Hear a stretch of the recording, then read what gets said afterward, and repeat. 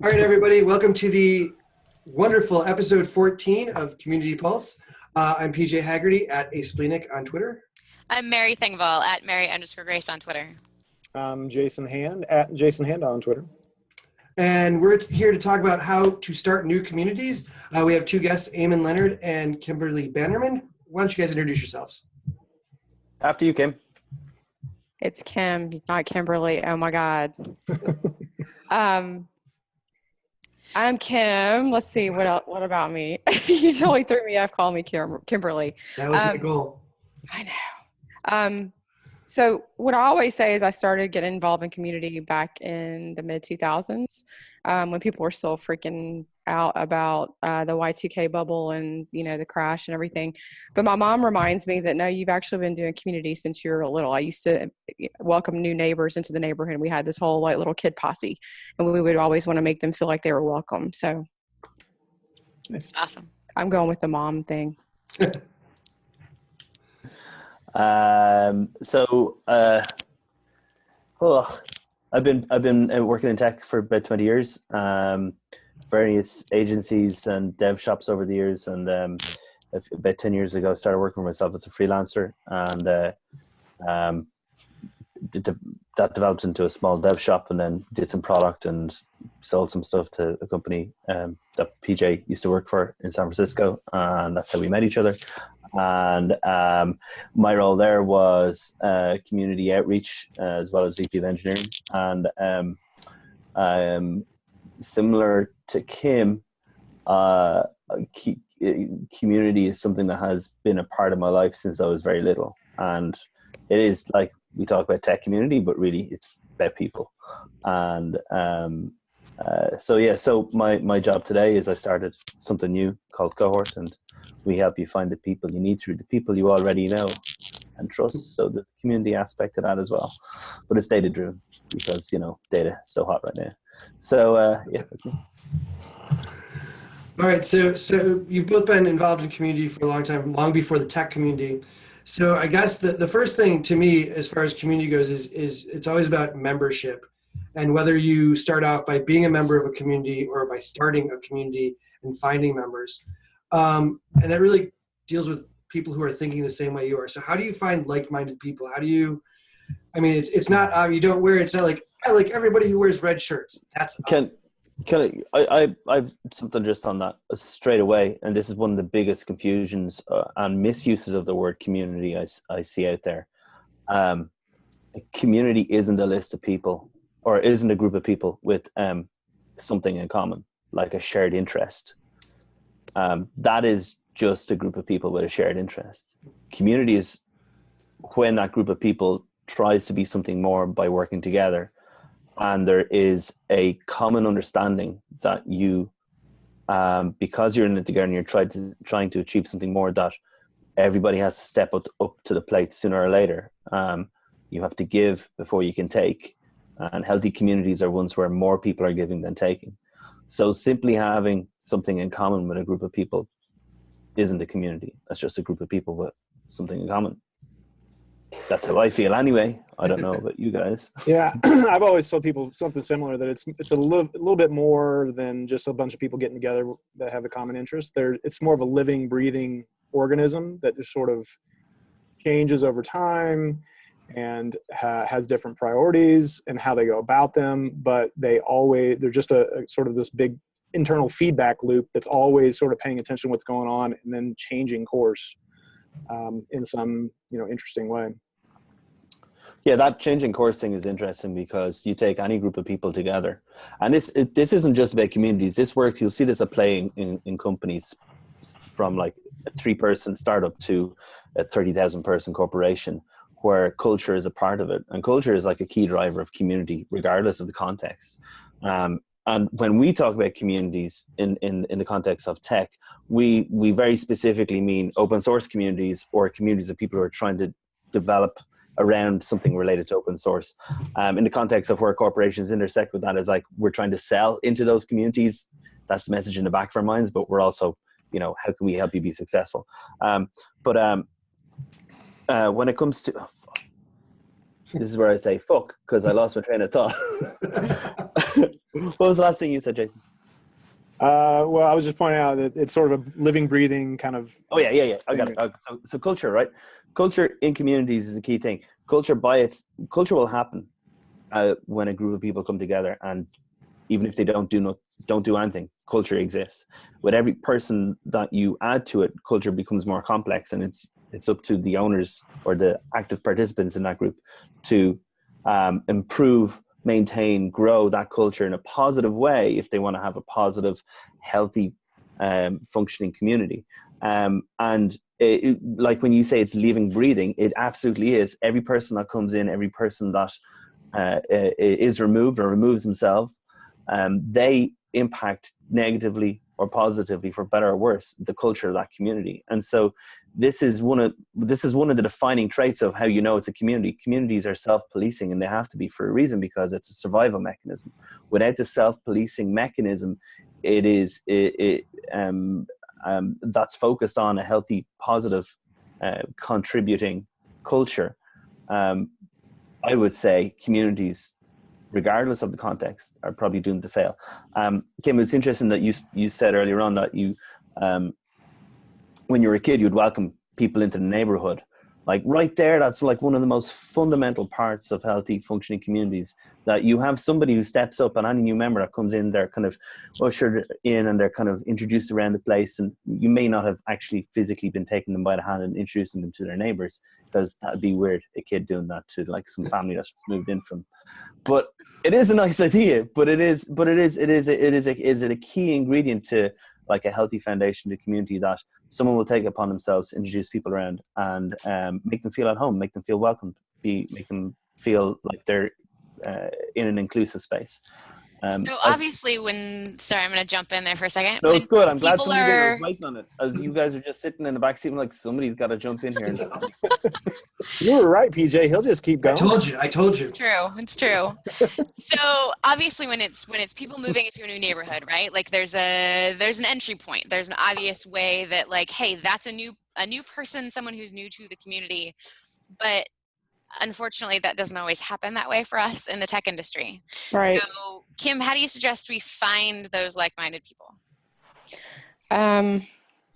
If you want to talk tactical and kind of deep diving into each individual group that we manage now, it's about finding groups that are similar. I'm a big proponent of don't split the community. If there's already a group that sort of does what you're aiming to do around an open source project or whatever it is, just look to coordinate with them first before you start something new. That's a big pet peeve of mine. Just put it out there. Because we don't all live in giant, tech towns, right? I ran meetups in Atlanta, which is very customer focused. And so I ran them very differently than I ran them in Seattle. Seattle's very tech focused, right? And so I'm trying to get back to what you asked me, and now I just lost my train of thought too. How to find those like-minded people? Yeah, it's gonna be other groups. So for me, when I was getting started in the Seattle community, I went to a lot of different groups. It wasn't just the groups that I felt like I wanted to start. I went to startup groups. I went to Microsoft groups. I went to cloud groups. I went to open source, tools of JS groups, whatever it was. I was just trying to get to know people in the community. And then that's really how you get your foundation going. So I got a question. What does like-minded people mean in the modern, in the context of tech communities and in modern tech communities? What does like-minded people even mean? Because you can have communities around verticals, around languages, frameworks, stacks, where that intersects with business, different activities around business in tech. I mean, they're all intersecting. You're going to have people who are just like Kim illustrated, part of like one person going to 5 different things. Yeah. So what does like-minded people even mean in that context these days? I feel like, because as soon as I heard like-minded too, I was like, yeah, that's actually kind of a red flag for communities. We don't want to all be like-minded. Right. We want a lot of diversity and a lot of positions and that kind of thing. I feel like maybe it's more of this concept of a theme around the community and how, because to me, a community, they're not very easy to start necessarily. They sort of emerge in more of a complex, scenario. So what's the theme under what everyone sort of decided we're going to get together and, do this thing about? So I wonder, I heard like-minded too, and it kind of like got me thinking maybe that's just not the right word. Well, you could extend the what's the team to what do people want to achieve, and that doesn't have to be a selfish motivation either. I mean, you can get people saying, I want to go to this meetup, or I want to be part of that community because I will learn something. So that is a selfish statement, but it's also an opportunity to contribute. And that is the a thing that I found myself over the years to have to iterate and reiterate to people is that you can't just turn up and have the handout and never give anything back. And at Engine Yard in where PJ and I work together, we ran 8 meetups a month in our Dublin office. And that was a real kind of catalyzing moment for the tech community in Dublin. So every Tuesday and Thursday for probably about a year and a half, we gave up space and we bought beer and pizza for everybody. And up until that point, the meetup groups there was no dedicated space for people to meet. So it would be at the back room of a pub, or it would be somebody's office. And as a result, meetups tended to be ad hoc. But we gave people a dedicated day a month. So the first Tuesday of every month, it's Python. The first Thursday of every month, it's Ruby, and so on. And in doing so, people will come along, and you would see the same interesting. You'd see a lot of the same people come to every single meetup. But as somebody that kind of got an overview of all this, I would absolutely see the same people coming along, drinking the beer, drinking the pizza, not really talking to anybody. No, hang on. No, you don't drink pizza. You don't drink pizza. I was going to point that out, but well, I mean, a blender, beer and pizza in a blender, with a little umbrella on top. But you would see the same people coming along and not really contributing. They were participating, but they weren't contributing. Right. And contributing at a minimum level is talk to the person beside you, right, or ask meaningful or insightful questions. Or give your exchange contact details, or follow somebody that you can catch up with later. Make new friends. A more meaningful kind of contribution is obviously saying, well, I have a particular question that I want to tease out, so I'll find the speaker afterwards and ask them about that. An even more meaningful contribution is, hey, I have an idea for a talk. Is there an opportunity for me to contribute something here? Even, here's the, even if none of that happens, asking if there's like some kind of kitty you can contribute $5 to, it as a minimum shows that you are thinking about the role that you have to play in that particular slice of the community, and that you appreciate not just the organizer's time, you appreciate not just the speaker's time or the sponsor's time, but you appreciate the time, probably most importantly, of every other person that came in to share that space with you. Well, speaking of roles, so one of the things we thought would be interesting to sort of touch on today is we know that being some sort of level of contribution is sort of required for that community to get benefit from what it's trying to do, but not everybody has the same skill set. Not everybody has the same free time. Not everybody has the same sort of resources at hand. So how do you, what are the things that sort of come into play when you want to decide how can I contribute to this group? So that's a great question. Or a builder or what? Yeah, that's a great question. I don't want to monopolize the answers on this. I'm sure Kim is just ready to jump in and take over. But I'll use the example of a GitHub repo for an open source project. It doesn't even have to be a popular one, right? What's the most basic way you could contribute to that open source project? Documentation. There's an even more basic way. Start the repo. There's an even more basic way. Tweet about it. What was that? Tweet about it. Let people know about it. Even more basic way. All right, it's pretty clear we're not going to get the answer right. You say thank you to the creator or the contributors of that project, letting them know that their work is appreciated, the work that they're freely giving. Yeah. The time they spend on that open source project that you benefit from, you may not profit from it, but you're benefiting it at a minimum, that you're learning something by using it. That's time that they're not spending with their family. It's time they're not spending with their loved ones, or time they're not spending maybe even on their job or something more important.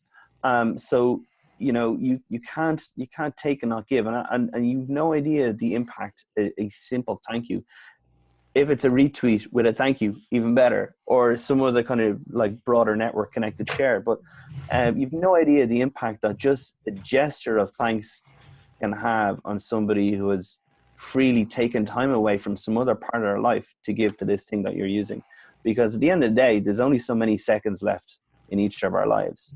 And we all have to do what we can to make those seconds count. And if somebody decides they're going to dedicate some of those seconds to working on a thing that directly helps you in some way, if you don't give thanks for that, then that's going to come back and bite you in the arse. All right, I'll stop talking.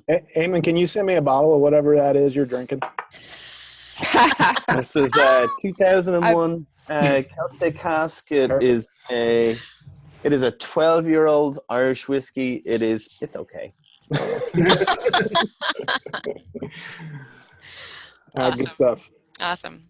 So Kim, what about you? What do you think about what the line is between leader and participant and observer and those differentiations there? So I think in a perfect world, there is no line, right? I think you have organizers and they have formal roles maybe, but beyond that, it should be community driven. And I absolutely want people that are going and getting involved in my meetups that I've created over the years to tell me all the time. I don't want to have to send, something out. Like as an example, in Seattle, I would have to send out kind of a questionnaire for people every once in a while because, you try to talk to them and say, hey, what else are we missing? What would you like to see? And they're like, oh, no, I think it's all fine. And it's kind of like, well, we need your suggestions, Right. Whereas in Atlanta, people are, not shy about saying, hey, I got a buddy over here that, can actually talk about that. Why don't we have him? And so I felt like the speakers and just the participation was a little higher, maybe because Atlanta is such a small community and Seattle does have a lot of tech and people are kind of teched out, right? Once they're ready to go home. And it's not that there aren't big groups there. It's just, it was a little tougher to build community there. There's an interesting question around that I have for you, Kim, right? Is that one measure that I always thought was an important measure of a successful meetup as a manifestation of a community was the numbers. Yeah. But really, you're kind of talking about the quality, not the quantity there, right? It's never about numbers for me. Yeah. And not necessarily the quality of the attendees, more about like how they can contribute. Yeah. And it's like you said, thank the people of the open source project that you benefit from. Same thing with the community, because we'll get to this a little later and talk a little bit more in detail, but I'm community fatigued right now. So burnout is a real thing. Yeah. Can I say there's like, I definitely experienced that after about 5 years of doing stuff with the community here in Dublin. After I left Engine Yard, I literally just turned everything off. Yeah, oh yeah. Yeah. I actually disappeared for 6 months, and here's the impact that had on me. I didn't even socialize over that 6 months period. I think I went out with some friends maybe 4 or 5 times, and Christmas was in the middle of that. And I don't know if you've ever been to Ireland, but Ireland at Christmas time is people lose their minds, like right? So I didn't even go out over Christmas, but I was so burnt out on community stuff that because it's emotional investment. Oh yeah, that's a good way to put it. I was about to say that. And what I also look for about the leader participant thing, as long as people are passionate, I want people that are from all, like Jason said, all different walks of life, all different viewpoints, because that's how we grow, right? And if we don't have those kind of people and we're just in our own echo chamber, then what are we learning, right? But yeah, it has to be a positive environment. I will say to date, knock on wood, I need to find wood, I have not had to kick anyone out of my community. Not yet. We have had a little bit of like skirmish things-ish, but nothing really, really negative, thank goodness. Do you guys mind if we dig in on that one a little bit? That particular topic about, and I had mentioned it earlier on about communities being kind of self-regulating. Let me ask you guys, rather than me ranting, have you encountered in the past people that aren't being positive members of a community? And what if so, what are the things you've seen happen to kind of, I don't want to use the word deal with that, but like, it's a better way of phrasing it. Just how do you handle it? How do you keep your community healthy? How do you ensure that the rest of your people who are participating are equally involved and that their voices are heard as well? I think there's a whole spectrum of things here, right? It's from somebody that's coming along and just like clearly it's not just not participating, but actively negatively impacting, but not in a necessarily a bad way. It's just like, so that's on one end, but the other end is like all the types of shit that falls under code of conduct at meetups and conferences, right? And then there's like bits in between that like aren't really bad. It's just like they're like kind of flatline and stuff, you know? It's almost like not anger inducing, but just kind of disappointing. Yeah. Like really, that's. So I think one of those is super, super easy to address, which means I'll address it. With code of conduct, I think it's incredibly important to have one in place in order to ensure the health of your group. Part of that is just being straightforward about it, right? These are the things that are not acceptable. On the other hand, I've come to appreciate the codes of conduct that also include the like, hey, this isn't acceptable, but here's the things we expect of you. And to have that, you know, obviously here's the things that will get you kicked out immediately. Here's the things that are non-negotiable.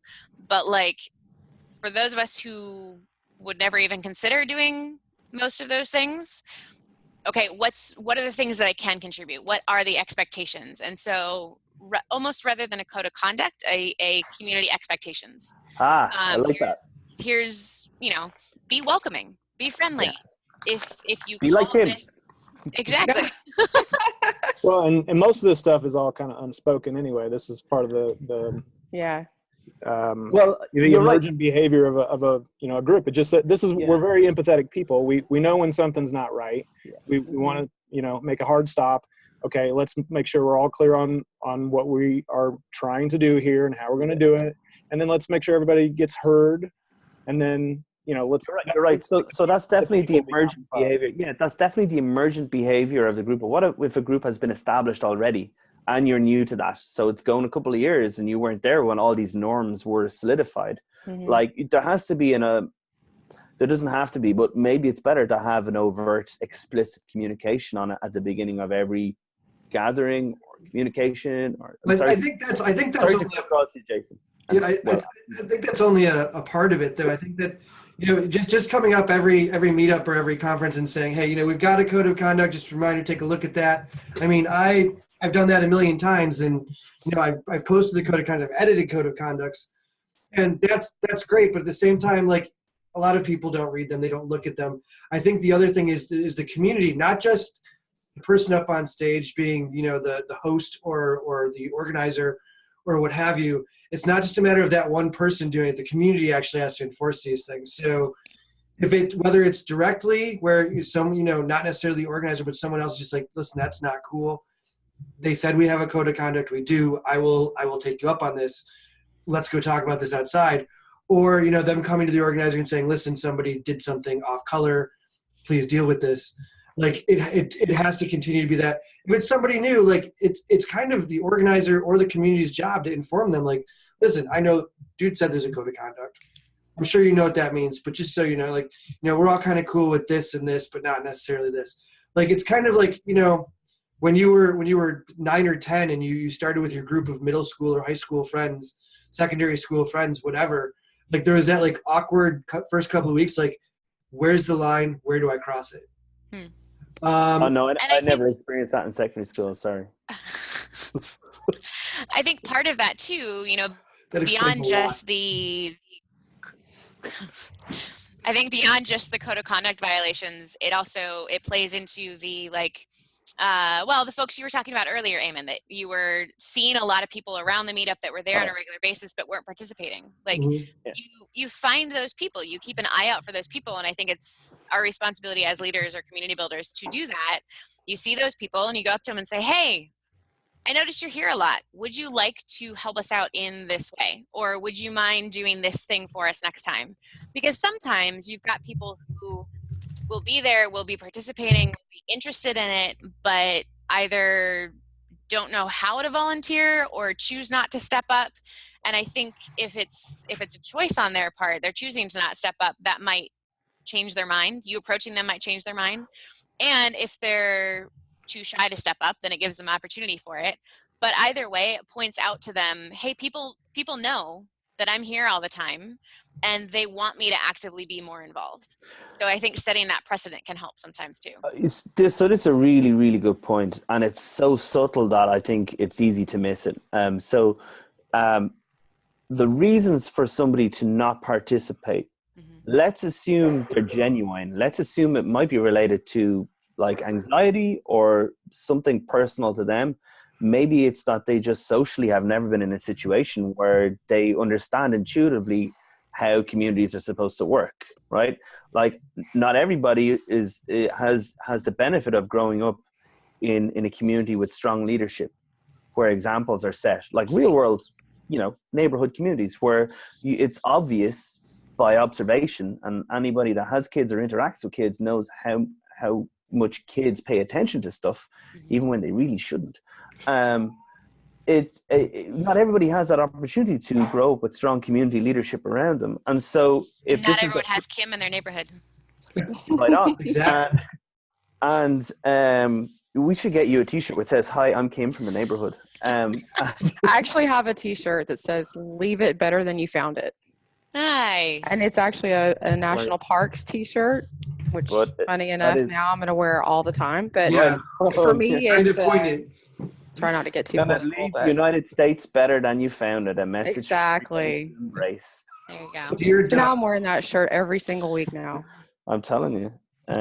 That's a different subject altogether, though. But it's kind of interesting because it leads into something that we want to talk about. Like, so we're talking about. I just wanted to finish that last point, if you don't mind.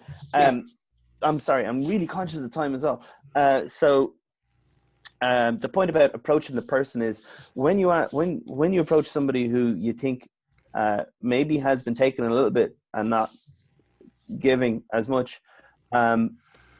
You also have a point. You also have a choice. The choice is how you react to their kind of inaction. And you could take a hard line or you could take a soft line. And the soft line is definitely worth exploring first because, like I said, maybe it's the case they weren't exposed to that community leadership. And if that is the case, then maybe there's an opportunity for mentorship. And some of the best speakers I've ever seen speak have started off at that point where they started from a point of shyness or anxiety, or they just didn't know what to do, but with a little bit of coaching, a little bit of mentorship, step by step, they got to a point where 4 or 5 years later they were giving keynotes and it wasn't a problem to them. And so you think there's a diamond in every rough. And go on. Sorry. I was going to say, beyond just speaking, right? Like you need people to help set up. You need someone to order the pizza every week. You need people to keep the website up to date. You need other people who can stand there at the door and go, I see that person every week. Let me go say hi to them because I don't know their name, right? So even for the people who you mentioned speaking and they look like they're about to throw up, which is a lot of people, right? There's other ways for them to be involved. There's a lot of different talents that need to be included in order for these things to succeed. So. Can you guys remember the first talk you ever gave? Yes. Yep.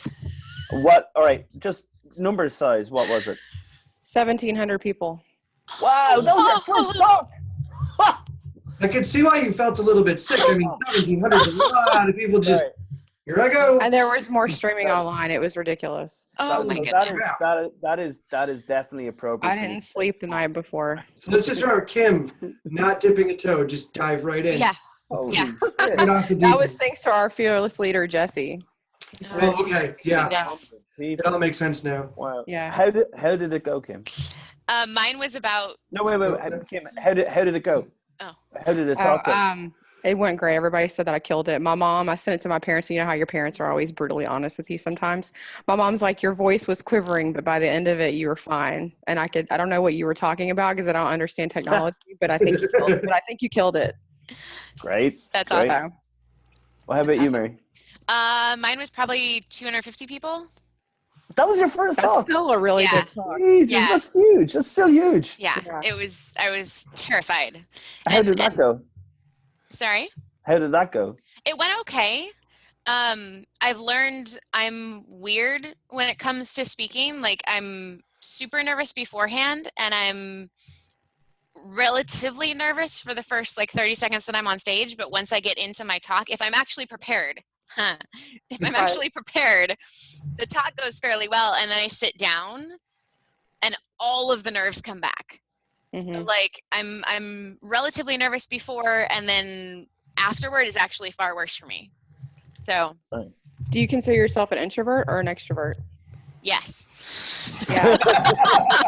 Because I have a theory, because I have kids. I have a blended family of 5 kids. My kids that are more introverted are actually amazing speakers. And when it's not interactive, but when it's interactive, the extroverts like that piece because they get the energy from the audience or from the people, and the introverts, as long as they're prepared, they're fine, right? So I get energy from small groups of people. If I'm talking to a handful of people, or doing one-on-one conversations at a booth at a conference, or explaining stuff to someone and walking them through something, I get a good amount of energy from that.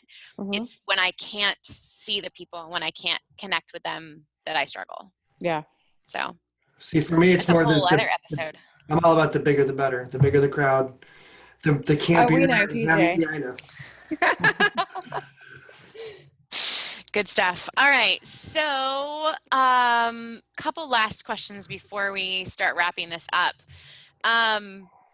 How do you decide? We've talked about how to start a new community, but do things ever evolve out of needing that community, or is there ever a stopping point with communities?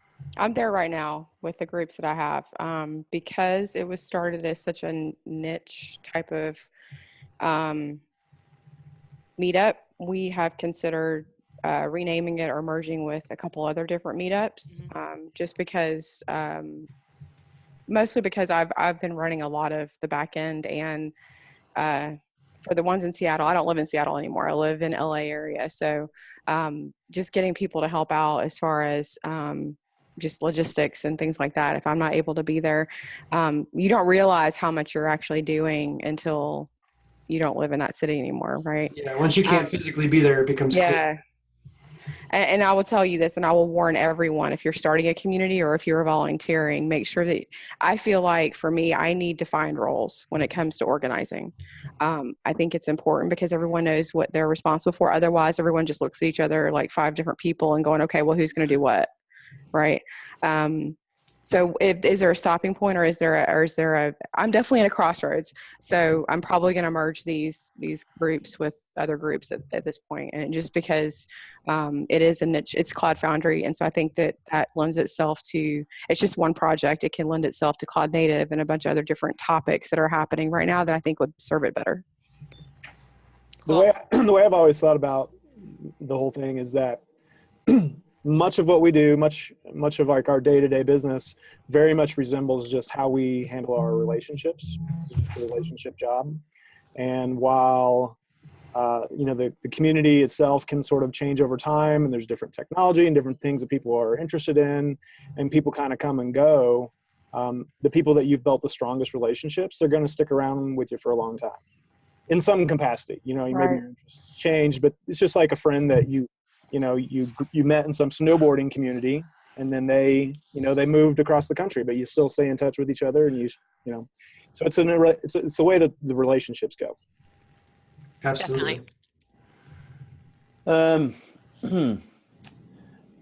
think of this like the same way I think of the life cycle of like a company that goes from being a startup to, well, either dying or going through some period of growth. Communities are kind of like that. When it comes to starting a community, I think you have people that are good at starting communities. and they may be good at kind of sustaining a community through a growth phase. So there's no shortage of speakers, or there's no shortage of events, or there's no shortage of people joining or interactivity, and they're there and they're curating things and they're encouraging people, they're defining roles for other people. And, you know, it really, there are some people, and then there's like a later stage of a community where it's kind of maybe running on its own steam, and a couple of other people are coming in and taking over things. And there are people who are present at all kind of three major stages of kind of like startup to growth to kind of sustainability, just like in companies. And then there are people who are just suited to just doing one of each. You know, so Mark Zuckerberg as a startup founder led Facebook through growth and where it is today. And there are some startup founders that will just like are great at starting, and then when like serious money comes in, they're like, oh well, I'm not a CEO, I'm going to get in a CEO to do this shit and I'll become the chief visionary officer or some shit, right? And it's the same thing with like real world communities or with tech communities, where you'll have somebody that wants to start a particular community around a particular vertical or area of interest in their physical geographic location, or sometimes it's online, and they might be just great at starting it up, or they might be there for the long haul. And when I think about this stuff, I tend to always go back to real world communities and how they work, right? And the fascinating thing to me, as someone who has grown up in a country where people have lived for 10,000 years, is that the United States is the last real blank canvas for kind of observing the foundation of human communities. And really that's what we're talking about here today. We say tech communities, but we're talking about human communities with you know, a shared passion and level of engagement and contribution around a certain technology. But when you look at the advancement from the East Coast to the West Coast, and it's only like 150, 60 years ago that some communities were still being established on the West Coast. Mm-hmm. And we've used this word in this conversation, or this phrase in this conversation this evening or this morning, starting a community, right? How easy is it to start a community today? Well, you know, I'll just go create a Twitter account and start tweeting from it and get some people to come along, and I'll get a meeting together, and that could be online or offline. I'll get one speaker, and if it's offline, we get somebody to pay for pizza. Maybe I'll do it. Hey, there's only 5 people coming to this, so it'll cost me 20 quid, right? So that's how easy it is to start a real world community today. Back in 150, 200 years ago, as the migration of people and communities moved west, what did it mean to start a community in the United States? It physically meant risking life and limb and bringing a whole bunch of people with me, or finding people along the way, fighting our way through rugged terrain and dysentery. I mean, you know, the Oregon Trail. That's really what right there. And then no, that should be your next podcast topic. That's just to get to the place where you think this has just the right combination of environmental things that would potentially sustain a human community, right? So running water, some kind of shelter from the elements, ready supply of raw materials like wood and other bits and pieces. Somewhere we can what you're saying is we walk uphill both ways, and now we have it easy. No, I don't know. I don't think that's what I had no idea. Back in my day. What I'm getting to is even back in the day, right? Even when all the elements are correct, and this is the place where we still are going to have our community, you would still have human problems that are working against you to tear that down. Like, why do you think it was called the Wild West, right? Mm-hmm. This is why you have like independent, like shooting from the hip lawmakers, because human nature at its best is unpredictable. And you would think that it's in a group of people's best interest in the middle of nowhere to collaborate and cooperate and build a healthy, sustainable, scalable community together, because it benefits everybody. However, there's always that one little element that wants to tear it apart. So I think not everybody is there for the right reasons, right? And I would even compare that to religion. A lot of people that were traveling together, they were of the same religion. Like that was a thing back then. Yeah, right on. Country. Right on. Yeah. And they were really like outsiders as much, right? And so I would say like Ruby is your religion now, Python's your religion, you know, whatever. Right on. Exactly. That's a really, and it's not just, here's the other thing, and you don't see this too much in tech, but it wasn't just about we're all the same religion. Sometimes it was like we're bringing religion to the natives, right? The savages, right? I know. Like savages. Well, listen, as I'm not going to go there. We can take that part of the conversation offline. Can we, before the show's Let's- airs, can we let our listeners know where he's from? Yes. Say Yes. he's from Ireland. Yes. See, you know, that when we used to do it in Hangouts, we could have put the little flag there so everyone would. Listen, Just a all I want disclaimer. to say is if you want to understand something about struggle, you should look up the history of the Irish people. And there's no such thing as the look of the Irish. That's an ironic phrase. As in we are the unluckiest fuckers around. And on that note, we're running out of time, so we've got to head to our checkout, which is usually a spot where everybody gets a chance to mention a couple things that they are into related to the topic or not related to the topic, whatever you want to talk about. So, Kim, let's start with you. Things that you think are pretty cool that you think people should check out. Not tech or tech? Either one. Either one. Either one. Let's I see. did Fuller House last week, so And a couple months ago. He managed to, this is the third episode he's wedged Fuller House. That's funny. look, it delivers every time. So Well, I'm currently trying to find a community here. I just moved to the Southern California area last fall, but we've been in various stages of moving and things like that. So, and then work travel obviously was kind of bad. So that's my goal, and I can report back to y'all and let you know how it's going. But just trying to get to know people here is my main goal lately. Working from home doesn't make that any easier, I have to say. Hey, whereabouts in LA are you? So just south of, so you know Disneyland, we had that reference earlier. So just south of Anaheim, yeah. So just in Orange County. It's not LA proper. We're kind of at a beach, which is nice. I think there's somebody I could introduce you to. Cool. Yeah. After they Yay, stop community. the record. Yay. But no, what have I been enjoying? So I picked up the book Originals, which is about how nonconformists change the world kind of thing. It was written by Adam Grant, and it sounded interesting. And I've flown through half of it already so far. It's a pretty easy read. I think it's pretty interesting. I consider myself a nonconformist, especially with the company that I work for right now. You can say it. We're gonna say what you work for. Yeah, I work for IBM. So, but we're in an acquisition side. But just got IBM are being acquired? No. We were a small company that was. you heard it here first, obviously. folks. I know. Community Pulse broke the news. I'm gonna go ahead and wait on my pink slip. It'll probably get delivered by like a courier any minute. No, I'm just kidding. It'll be Telegram. Yeah. So that's the book that I'm reading. Quiet. Right Stop. now. That's the book I'm reading right now, and then Westworld was weird. I'm sure you've all seen it.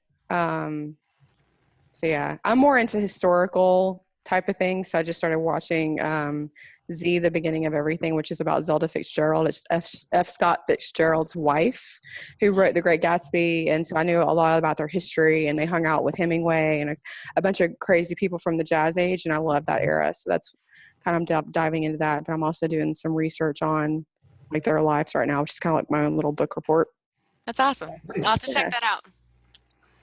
Eamon, what do you got besides that bottle of whiskey? That's all I got, man. Besides your bottle of whiskey and puking children. Yes. It's never a good Those thing. two, I gotta Not say, supposed are to give not them what's in the related. bottle. I They're don't know. not related. Not related. Yeah, it's like I wasn't feeding whiskey to my kid. Just Hey, gotta now we say. know you're in Ireland. Come on. I heard that. was like Come on, stereotypes. Stop standard it. operating procedure. I'm kidding. You core out a potato, you fill it with whiskey. Dude, seriously, come on, do you know how Anyways. expensive that would be? I'm just kidding. It's okay. You're But now white. I'm You can get hungry. away with it. I don't know. Like it's this has been fun. I just want to say thank you for asking me on this to come on and dominate a conversation. I really tried to explain myself for the latter half. I was like, shut the fuck up, Amo. I think Eamon needs his own show. They used to have No. one. So They did. Oh. Well, it was an intern, like It was- five people and Gene used to look at it. That was it. Gene loved it. That was it. All right, was Jason, what's on your mind this week except for Fuller House? Oh, can man. Can I say one thing? Sorry, Jason. Just to cut across you for the fourth time, right? Did we figure out if there's a mute button? I'll just say Go one, for it, I'll just say one thing. And this actually is pertinent to what are we into right now. For about a year and a half, here's in my morning routine and my evening routine. I will wake up in the morning, first thing, before I, check my kids. I will open up some internet connected device, go onto YouTube, go onto Twitter, and find out what has happened overnight in the US. And the last thing at night before I go to sleep is I will catch up on the day to see what has happened in the US. And that has escalated in the last 2 weeks. And I'm really drained as somebody who doesn't live there. I don't know what it's like to live there. All I will say is we don't sleep anymore. I've probably visited the US about 25 times, and in the last 5 years, and it is a very special place, and I hope it stays that way. That's all I'll say. And so most of my efforts right now, or my attention has been shifted over to organizing DevOps Days Rockies, which is something I do every year. So that's very much where my head is right now, is just getting that prepared. We've got our venue. This year's going to be the best ever. Our new venue, we used to be in a data center. Now we're in a gay nightclub. And Sweet. It's, I gotta go. Awesome.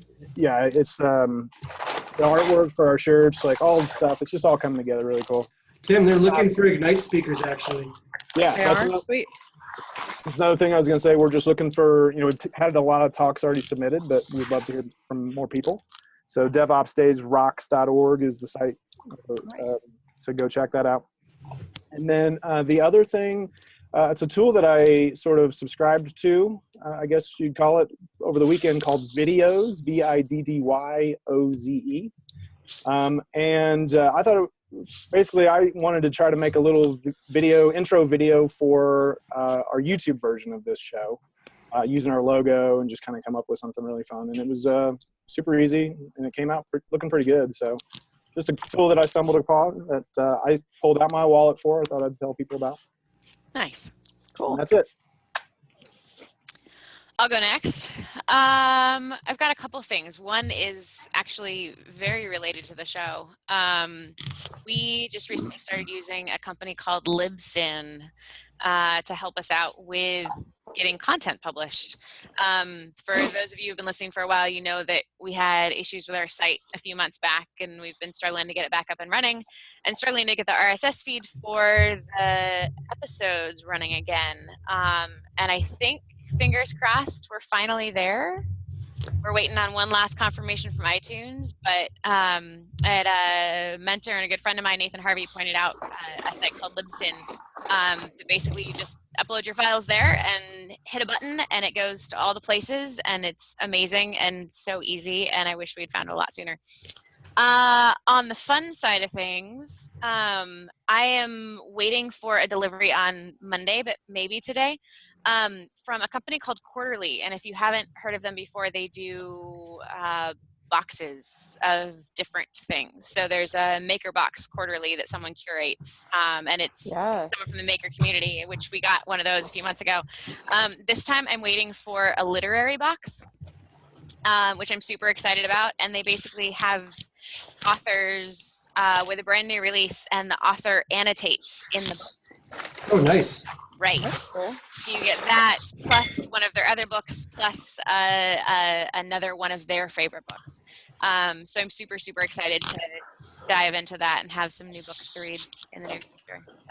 So. You know what I wonder is, like, who's going to come out with the quarterly for boxes?